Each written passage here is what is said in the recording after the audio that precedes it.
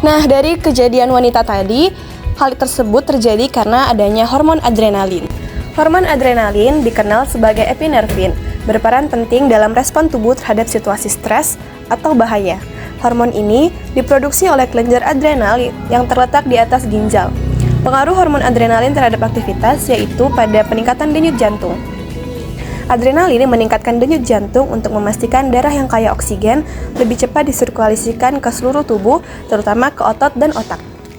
Dan pada mekanisme dan cara kerja hormon adrenalin, yaitu stimulasi oleh sistem saraf simpatik.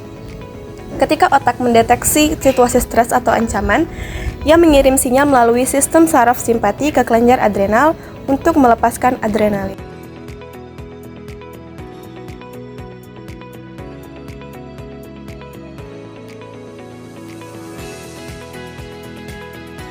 Nah, setelah melihat seseorang yang mengalami menstruasi, apakah teman-teman tahu hormon apa yang mempengaruhi menstruasi tersebut? Hormon yang mempengaruhi menstruasi tersebut adalah hormon estrogen. Hormon estrogen adalah salah satu jenis hormon seks wanita yang diproduksi oleh ovarium. Hormon estrogen berfungsi untuk mengatur siklus menstruasi, menunjang kehamilan yang sehat, hingga membantu menjaga kesehatan jantung. Selain itu, hormon estrogen juga dapat mempengaruhi suasana hati, memori, dan libido wanita. Kelebihan atau kekurangan hormon estrogen dapat menyebabkan berbagai gangguan kesehatan pada wanita.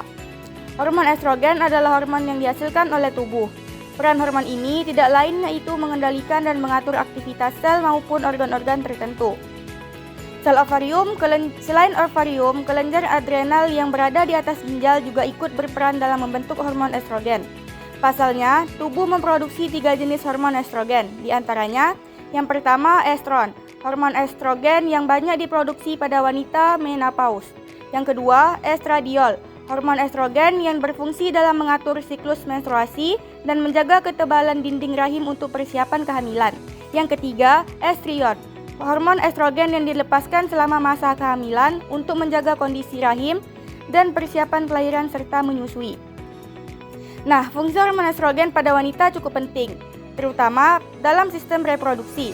Tidak sampai di situ saja, hormon ini juga menunjang kesehatan organ tubuh lainnya seperti jantung.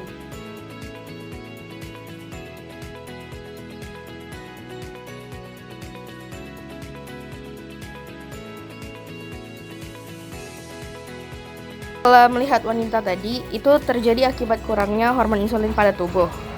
Hormon insulin adalah salah satu hormon yang paling penting dalam mengatur metabolisme dan aktivitas tubuh. Insulin diproduksi oleh sel-sel beta di pankreas dan memiliki pengaruh utama pada metabolisme glukosa. Insulin membantu mengatur kadar glukosa darah dengan meningkatkan penyerapan glukosa ke dalam sel-sel tubuh, terutama sel otot dan sel lemak.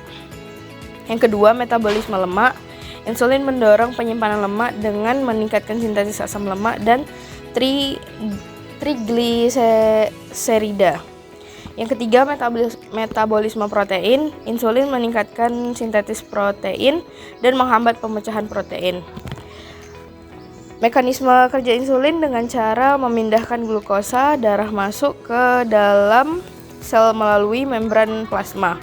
Glukosa tidak dapat langsung menetrasi sel atau masuk ke dalam sel sehingga memerlukan transporter untuk glukosa, kecuali untuk jaringan yang memerlukan secara kontinu asupan glukosa seperti otak dan hati.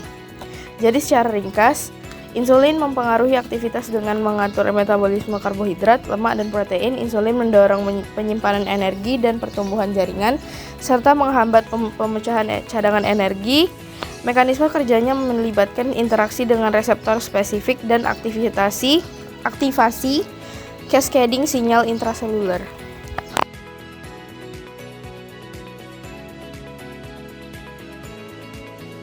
Nah, setelah melihat seseorang yang sedang jatuh cinta tadi, itu terjadi dipengaruhi oleh hormon oksitosin.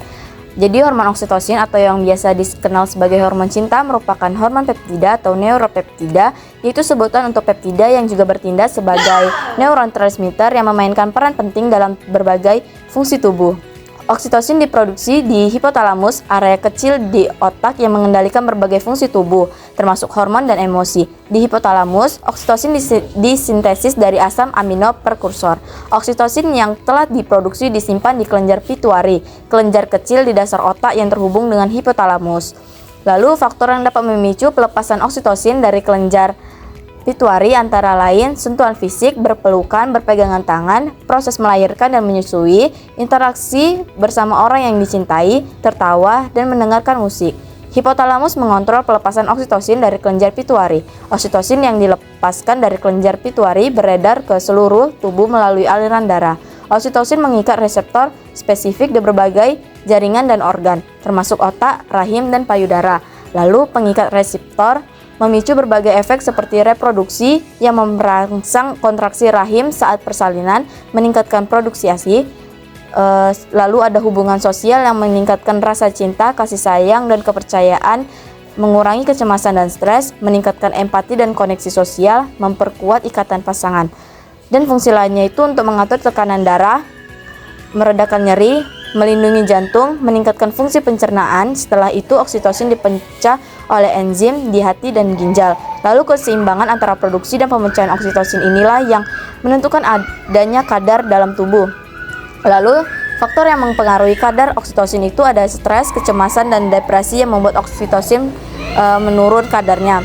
Lalu ada gaya hidup sehat, pola makan seimbang, dan olahraga teratur, dan tidur yang cukup dapat membantu meningkatkan kadar oksitosin secara alami.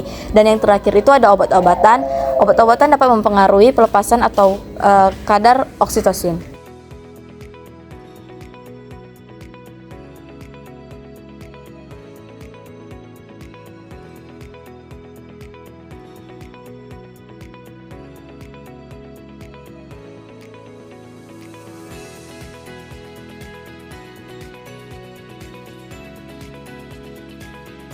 Nah, setelah melihat seseorang yang mengalami stres, teman-teman tahu tidak hormon apa yang mempengaruhi orang yang sedang mengalami stres? Nah, seseorang yang mengalami stres itu disebabkan oleh hormon tiroid. Pasti teman-teman bingung kan dengan hormon tiroid? Jadi, hormon tiroid adalah hormon yang diproduksi oleh kelenjar tiroid yang berfungsi untuk mengatur metabolisme tubuh, termasuk mengatur kecepatan tubuh dan tubuh saat mengelola makanan, mengatur irama detak jantung, serta menaikkan atau menurunkan suhu tubuh. Kadar hormon tiroid yang tidak normal dapat mempengaruhi fungsi sistem saraf pusat dan memicu stres dan depresi. Lalu bagaimana sih mekanisme dan cara kerja hormon tiroid? Nah, mekanisme dan cara kerja hormon tiroid ada beberapa tahap. Mulai dari tahap yang pertama itu ada gangguan hormon tiroid dapat menyebabkan stres. Karena yang pertama ada hipertiroidisme, hormon tiroid berlebihan menyebabkan detak jantung cepat dan kelelahan. Yang kedua ada hipotiroidisme, hormon tiroid yang kurang menyebabkan kelelahan dan sembelit. Yang ketiga ada kadar hormon tiroid yang tidak normal. Hormon tiroid yang tidak normal mempengaruhi fungsi sistem saraf pusat dan memicu stres.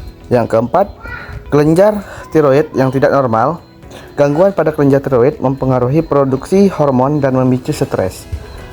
Nah, yang terakhir ada faktor risiko lain. Faktor risiko seperti kurangnya asupan yodium dan peradangan pada kelenjar tiroid mempengaruhi produksi hormon dan memicu stres.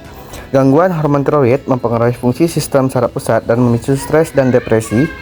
Oleh karena itu, diagnosis dan pengobatan yang tepat sangat dipentingkan.